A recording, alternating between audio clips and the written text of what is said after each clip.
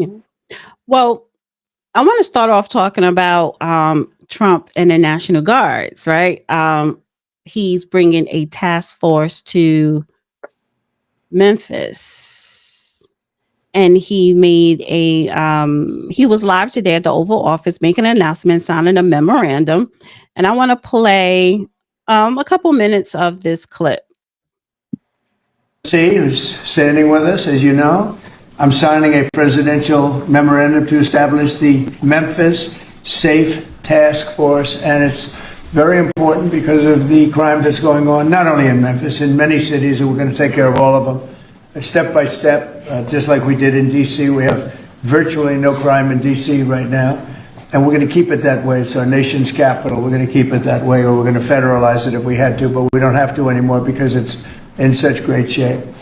This task force will be a replica of our extraordinarily successful efforts here, and you'll see it's a lot of the same thing, although the numbers here are really something. They're really bad. Now, we did send FBI in about 4 months ago to work, and it brought some of the numbers down, and they did a great job, but we're sending in the big force now. We also sent them into Chicago on a sort of a moderate basis, and we brought down crime a little bit in Chicago, but we're now going to bring it down very big. We're going to be doing Chicago probably next. I was with a great businessman, a man who was involved in all cities through his business. And I say, who do you think should be next after Memphis? And he said, sir, you've got to save Chicago. We're going to wait a little while. But he said, you got to save Chicago. You can't let it go. And this is a very prominent man that everybody knows in this room. Another man in Memphis was saying, Bill, he was saying, very interesting, he's on the board of FedEx. And his hotel is about a block away. And he said, when I walked there, I said, you know, I don't want to do this again. I never want to do it again. And they won't let me walk there. They take them in armored vehicles. They take the board members of FedEx in armored vehicles like a block away to the hotel. This shouldn't be the U.S. This shouldn't be the United States of America. The task force will be a replica, as I said, and it's going to be, I think, equally successful. This is a tremendous success we've had in Washington, I can tell you, and everyone knows it. And people in the White House that work here and other people that I know are calling me and thanking me. They're going out to dinners. They're doing things that they haven't done in years. The effort will include the National Guard as well as the FBI, ATF, DEA, ICE, Homeland Security investigations, and the U.S. Marshals, and more along the prosecutors. We're going to have DOJ led by U.S. Attorney for the Western District of Tennessee, who is here or not here? Who's that person here? That person is going to be very busy. So we're going to have U.S. Attorney for the Western District of Tennessee, and most importantly, Pam Bondi's here. She's heading it up, and she's doing an unbelievable job in every respect beyond this. So also worked with some of the members of the team right here on D.C., and we're very proud of that effort. We essentially had the crime down to a very low rate in 12 days, and within another 10 days after that, it was so incredible. And it continues at that level, and we're going to continue. We have to because it's our capital. This team will deploy the full powers of federal law enforcement agencies and enforcement generally to restore public safety and get dangerous career criminals off of our streets. We're going to get them off. In 2024, Memphis had the highest violent crime rate, the highest property crime rate, and the third highest murder rate of any city in the nation. Other than that, they're doing quite well, thank you. A person is 4 times more likely to be murdered in Memphis, Tennessee today than in Mexico City. It's been, and you know Mexico City is not a cakewalk. It's been overrun with carjackings, robberies, shootings, and killings. There were 249 murders, 429 rapes, 5,616 burglaries, and 12,522 violent assaults in just the last little while in 2024 and in pieces of 2025, where it's actually gotten worse until recently when we sent the FBI down to see what the hell is going on. Last month, a vicious thug carjacked an elderly woman parked at the movie theater, dragged her out of the car, and body slammed her into the pavement where she is still trying to recover. It probably won't be successful. So we're not going to allow this kind of savagery to destroy our society anymore. We're stopping it, doing one by one, time, but we want to go quickly. We don't want to lose Chicago. We're going to lose Chicago. So, what are your thoughts on him coming We got to? one error in there. It's Chicago that's number 3. Memphis is number 1 in the murder rate. So, here's what it is. We've got an incompetent mayor whose nickname is Urkel, after the farce character on the series. And Young is in an interesting position. He's a Democrat, but he's nominally agreeing with Trump, probably because if anybody looks deep into him, there is this problem with a certain international hotel chain that has a very decrepit franchise downtown Memphis that is beneficiary of a $220 million allocation from Memphis to finance its renovation and reconstruction downtown. That was done through downtown development when the current mayor was appointed to head that by the last mayor, who had the nickname of Poppin' Fresh Doughboy. It's interesting because the money, which includes federal funds allocated by the city to this hotel, has a minority set aside that the company is advertising as 18.7%, which does not fit into the DEI rejection by this administration. Interestingly enough, the mayor has been advertising that it's only 15% because it looks like he and his ilk have gotten 3.7% of the $220 million and the associated profits and financing that comes from that. So I guess he's keeping his mouth shut because he doesn't want things to be looked into too deeply. He's not fit to do anything about the crime problem, nor is his chief of police, Davis, Madam Davis. We nicknamed her Madam Do Nothing Davis. She is not from the Memphis area.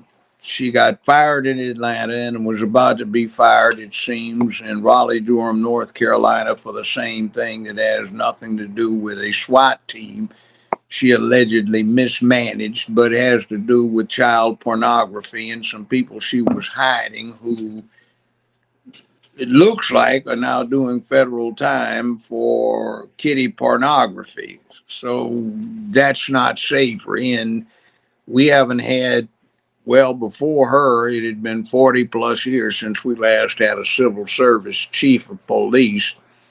That position had been subsumed by what we call a director who sat at the political pleasure of the mayor and could be replaced without much to do, so that there was responsiveness to the community needs. The last time we had a chief, which was back 1982, everything got completely out of control because the chief had an idea that was old-timey, that had nothing to do with old-time law and order, just the structure of things. And the mayor at the time, the late Wythe Chandler, who became a judge, a circuit court judge afterwards, had great problems with it. And he just said since there was a director, he chose not to nominate a replacement chief. Well, We haven't had one in 41 years. Now we have Miss Do Nothing, who promptly has had her gun stolen from her by some of these street crooks. So that's kind of embarrassing. well, I want to play the response.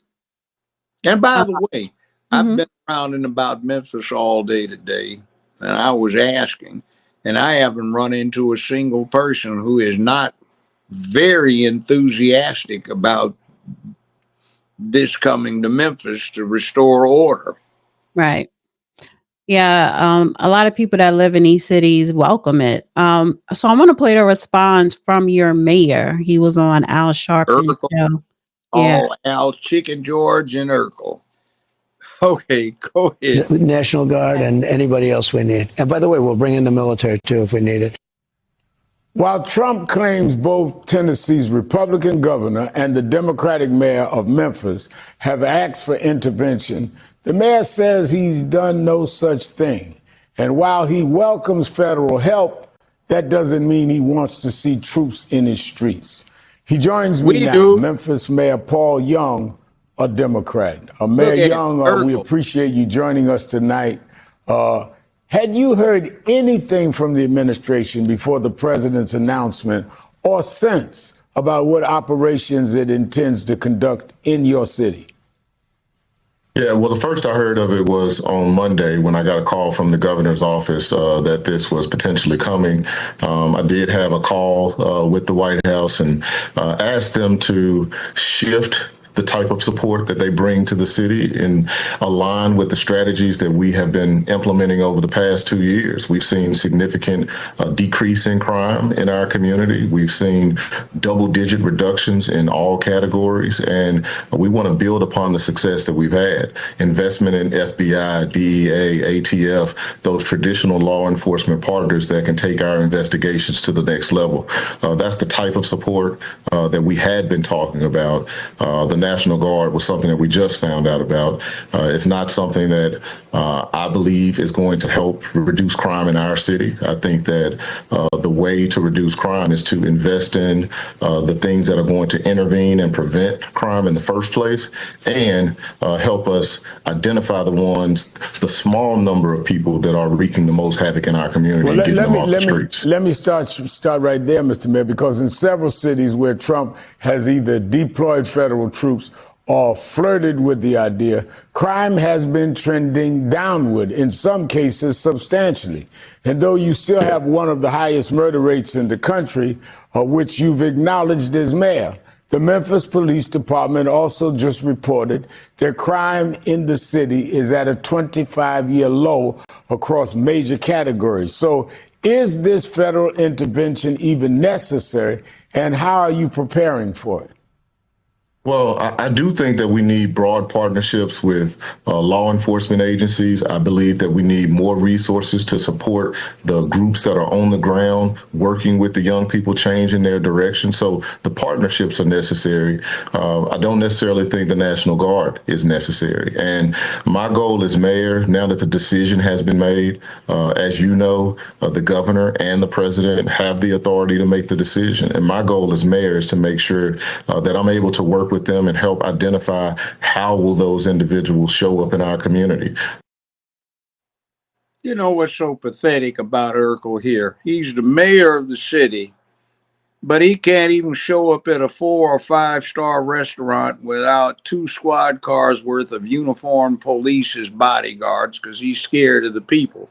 He can't walk out in the streets, and if he has a community meeting, he practically has the SWAT team surrounding all the walls to put on a show of force because he just doesn't have the presence nor the charisma.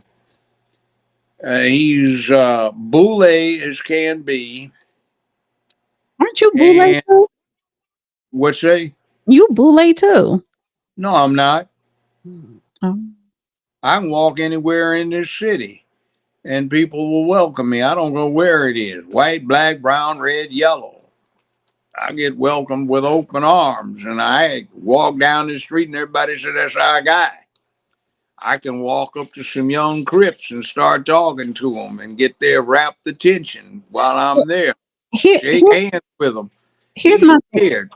right. Here's my thing, though, because one of because Al Sharpton is like, well, crime is going down, so why he got to bring in the National Guard? It's not going down. That's a damn lie. The local conservative media, let's start with KWAM. KWAM has been exposing how the police department has been directed to underreport violent crime. And when they have gone and checked out the emergency room admissions and the police reports that are not published, crime is up. I've been involved in the situation for the last, well, more than a half century in this area. It's not going down.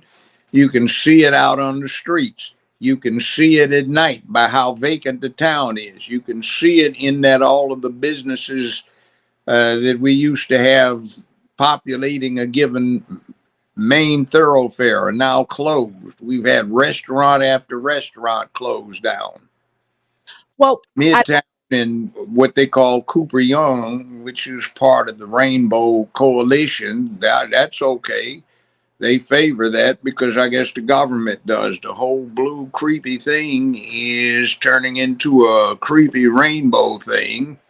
That's their business, good politics for them. But they've got a Congressman, Steve Cohen, who is deep off into supporting the rainbow and not the people that he represents. And his primary legislation item in 19 years is a binding resolution on the congressional cafeteria to use nothing but paper straws, and that's about all he's done. well, So it's a disgrace in this town. The but clerk of the General Sessions Court has a reputation for unsavory dealing with public funds. You've got a okay, so reputation with let me ask you this real quick.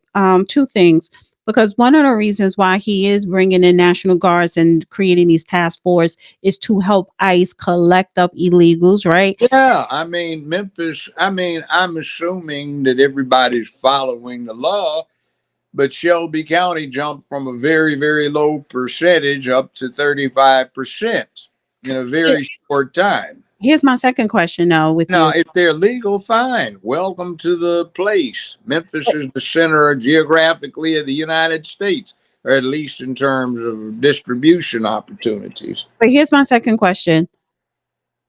When the federal government, like the National Guards or task force, come into a city, do they take over police departments? Do everybody in the city They municipality supplement have to answer to them? Like what? it. What? They supplement it. The way it works in America is you depend on local law enforcement. If you can't, then the sheriff does it. If the sheriff can't do it, then the state agencies do it. And by the way, I keep getting something flashing on my screen. Are you sure you want to leave? And I keep having to hit cancel. Don't know what that is since I'm not touching it. Mhm. But anyway, you have this back again. Somebody is trying to get me knocked off of here.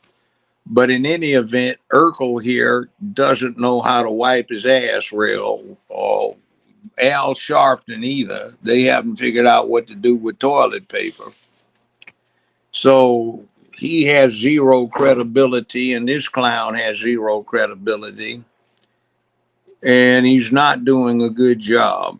So part of this problem is that the electoral process in this area is suspect. Since 2000, over the last 24 years anyway, we have had very suspect election returns. And in fact, in 2008, the Justice Department came in and actually put up the money to replace all of the machines, with a finding that there had not been a legitimate election in this town since 2000.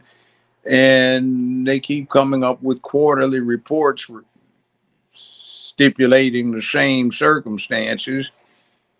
And finally, about 3 years ago, the county commission spent the money, and then they warehoused the machines for a year and a half. So the first time they used them in a countywide election was in November 2024. And I chuckled when I was down at the main election commission offices on election night, November 2024. And a lot of the workers down there were running around frantic because there were more votes cast at various precincts than people had signed in to vote. Right. Interesting. Well, listen, they coming, that task force coming, and you know what? I think a lot of people who have unsolved murders, like somebody in their family was murdered, with the FBI and the task force coming in, it could help solve murders. It could round up and allocate a lot of the illegal criminal migrants, and slow down drugs and guns and human trafficking. So yeah, I Hey, think well, basically, I don't trust the FBI. no. always been a politicized agency since its creation before World War One, with the specific task of targeting the first black world heavyweight champion, Jack Yeah, Johnson. Who was honest. But Cash Patel is in. I know, but you see, the problem is he just got appointed to head the agency. It's a bureaucracy. So Okay. you have people who have been in this agency for 10, 15, 20, 25, 30 years, and there's no telling what particular political or social or philosophical orientation they still have in their back pocket that they're using to filter everything they do through, that whoever's in charge is tearing his or her hair out trying to fix. Right. I see what you're saying. Yeah, yeah, yeah. All right. I don't So have any problems with Patel. I think he's doing a fine job. So is Bundy, but I did you do catch? not Did you? trust the rest of the people in the bureaucracy. I get it. Yeah. Um. But National Guardsmen tend to be ordinary working people Yeah. who Yeah. don't. They're the soldiers. Yeah, they're soldiers, and they've got a relatively different outlook on this whole thing.